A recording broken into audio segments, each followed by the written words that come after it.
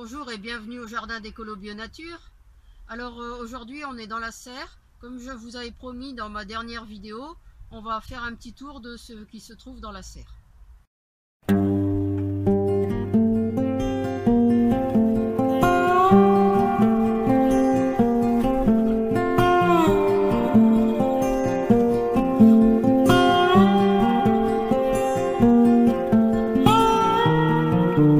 Alors on va commencer par le côté gauche de la serre avec les cajots. Alors là au bord c'est un chrysanthème que j'ai récupéré dans les poubelles du cimetière et que je dois replanter. Alors dans les cajots, qu'est-ce qu'il y a? Il y a des fèves. Alors on va commencer au bout, ce sera plus simple. Donc ici il y a des fèves qui ont été semées au mois de septembre.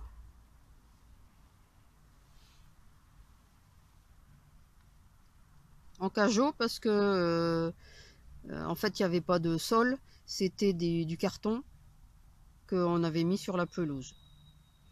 Donc on ne pouvait pas planter et semer directement. Donc dans cette rangée là on a décidé de faire de la culture en cajot. Alors au milieu il y a un peu de mouron et en dessous un peu de cardamine. Alors ici, donc ça on le mange aussi, hein. Alors là je sais pas si on voit, il y a un peu de céleri au milieu des fèves. Là il faut que je fasse attention parce que oui, il y a une fève qui est en train de moisir ici. C'est l'humidité. Hop, on va enlever ça tout de suite. S'il faut, j'enlèverai directement la fève. Parce que en fait la serre est très humide ici. Donc là j'avais semé de la mésophile, mais les limaces sont passées par là. Donc là ils m'ont tout grignoté.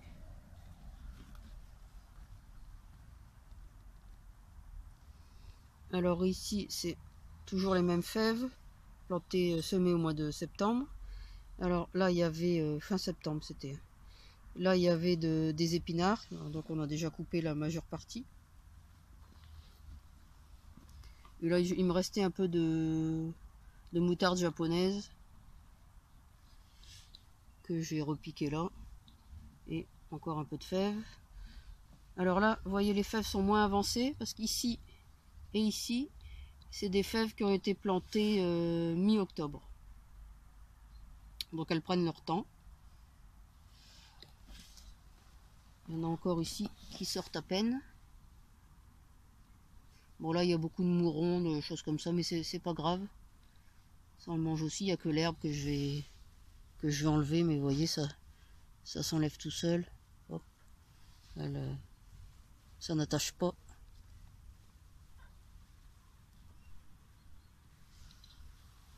Donc c'est pas gênant. Et ici il y a aussi des fèves que j'ai semées tout à l'heure, des Grana Violeta.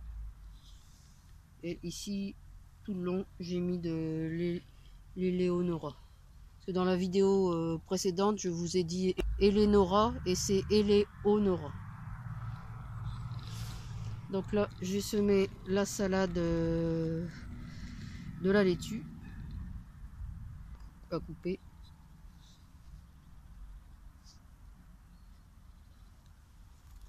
Alors au milieu, alors vous voyez, au milieu et sur le côté je mets des bâches pour faire, ça fait une double protection. Et donc mes ferrailles en U dont je vous avais parlé déjà. Alors ça me fait une double couverture et ça permet de continuer à pousser en dessous et ça ne gèle pas. Bon, mais là comme il fait vraiment des températures élevées ces jours-ci, j'ai enlevé un peu la couverture. Alors devant, ça c'est du chou sibérien, de la mésophile, encore un peu de mouron. Et au milieu, il y a un peu d'ail éléphant, du céleri.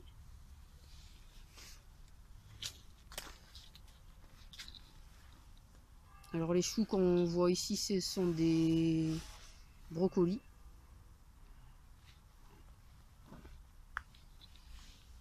Alors ici, vous avez 2 choux chinois qui ont été pas mal attaqués par les limaces. Parce que là, comme le temps s'est radouci, il y a de nouveau des attaques de limaces.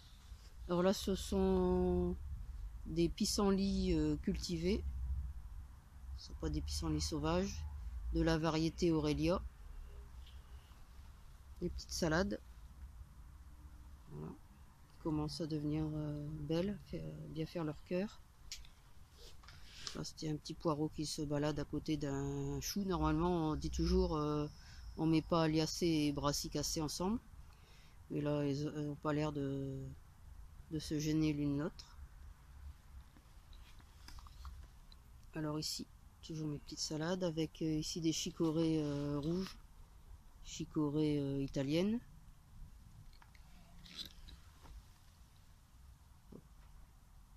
Voilà.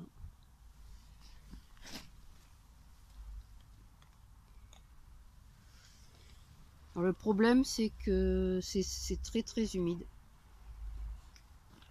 Donc je sais pas. Pourtant il y a de l'aération. Mais je crois que pour cet été, si je veux mettre des... Ah, là, il commence à avoir quelques attaques, vous voyez. Donc je surveille ça. Cet été, si je veux mettre des tomates, je vais être embêté.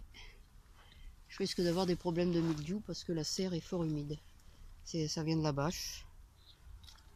Alors là au fond, j'ai fait un stock de paille. Ça protège un peu aussi du froid. Et vous voyez, il y a quand même de l'air qui passe là-haut. Donc c'est pas un problème de manque d'air. Alors ici c'est mes petites plantes que je dois repiquer au printemps. Donc là un canaille d'Ulysse, une menthe grecque, quelque chose comme ça. Et là un Apios americana, je crois, de mémoire. Alors là les radis d'hiver.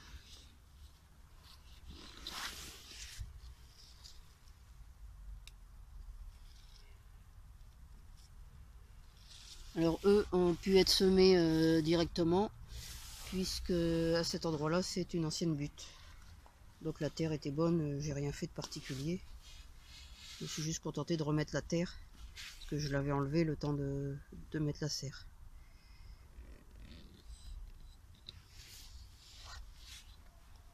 Alors là c'est pareil, il y a une couverture, hein. J'ai mis, vous voyez, j'ai mis des piquets de récupération tout le long. Et un petit fil de l'autre côté, et je tends ma bâche par dessus, simplement. Alors là derrière au fond il y a des blettes attaquées aussi par les limaces. Il y avait des épinards aussi mais c'est mangé, il n'y a presque plus rien. Là la clétone de Cuba,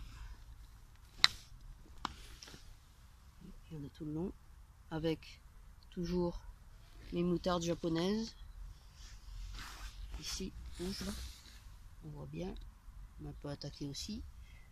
Ici de la moutarde japonaise frisée, là aussi de la frisée rouge, vous voyez, et là la Mizuna,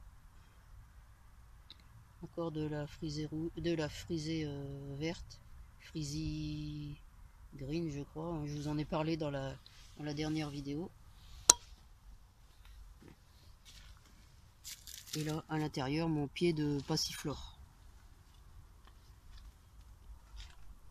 Alors vous voyez ça continue à quand même pas mal pousser, on est quand même le 17 décembre, donc il y a quand même encore de quoi manger dans la serre.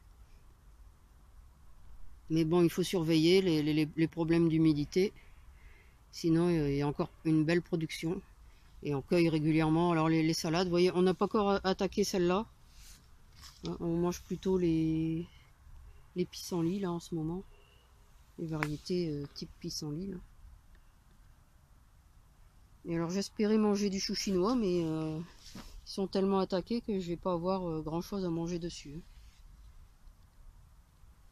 Mais bon, ça arrive, c'est pas grave. Vous voyez, je vous refais une vue d'un peu tout.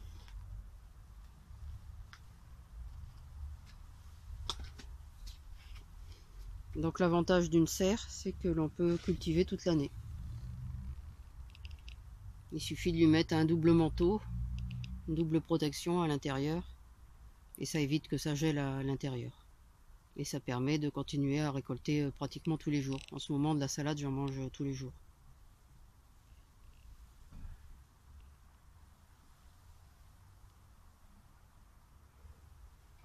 Et prochainement, ce sera les fèves. Certainement au mois de février, on devrait déjà avoir des fèves. Voilà, c'est tout pour cette vidéo. Alors comme d'habitude, si vous avez aimé, n'oubliez pas de mettre un pouce j'aime. Pour ne manquer aucune vidéo, eh bien abonnez-vous avec le petit bouton rouge. Et n'oubliez pas de cliquer sur la cloche pour être prévenu lorsque je fais de nouvelles vidéos ou que je lance un live ou une première.